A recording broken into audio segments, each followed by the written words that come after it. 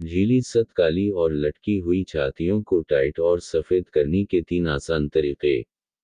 दोस्तों, औरत की छाती इसके जिस्म की सबसे बड़ी खूबसूरती होती है, लेकिन बाज़ वजूहात की वजह से औरत की खूबसूरत छाती रंग में काली, ढीली और सुस्त हो जाती है। छाती के नब्ज़ भी काले हो जाते हैं, जिससे औरत का जिस्म इंतहाई बदसूरत लगता है और औरत इंतहाई परेशान होती है। लेकिन आज की उस वीडियो में हम ढीली, काली सत और लटकी हुई छाती को टाइट करने के 3 आसान तरीके आपके साथ शेयर करेंगे। खबरदार, ये वीडियो सिर्फ शादीशुदा हजरात के लिए हैं। गैर शादीशुदा हजरात ये वीडियो सिर्फ इंटरटेनमेंट के लिए देखें, क्योंकि गैर मुहर्रम के लिए जहन में गंदी सोच भी हराम है, चाहे वो गर्ल्स हो या बॉयज, जना हराम है।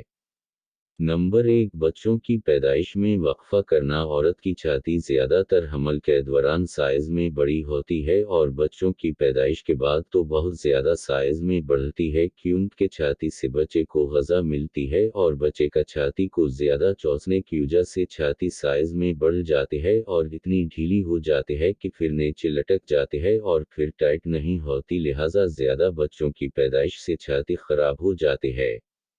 नंबर 2, सेहतमंद ग़िज़ा खाना। औरत की छाती ज़्यादातर ऑयली ग़िज़ा के इस्तेमाल से साइज़ में बहुत ज़्यादा बढ़ती है, क्योंकि उनमें कोलेस्टेरोल होता है और कोलेस्टेरोल छाती के साइज़ को बहुत ज़्यादा बढ़ाता है और जब छाती साइज़ में बढ़ती है तो वस्त और ढीली हो जाती है। लिहाजा ऑयली ग़िज़ा के इस्तेमाल न करने से औरत की छाती टाइट रहती है, जैसा कि पालक का ज़्यादा खाना, सब्जियों का ज़्यादा खाना, गोश्त का इस्तेमाल कम करना।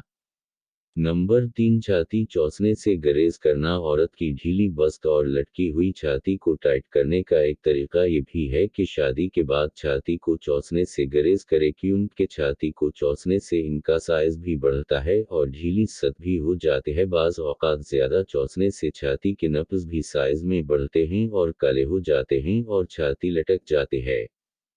तो नाज़रीन, अगर आपको हमारी आज की ये वीडियो पसंद आए तो वीडियो को लाइक और चैनल को सब्सक्राइब ज़रूर कर दीजिएगा।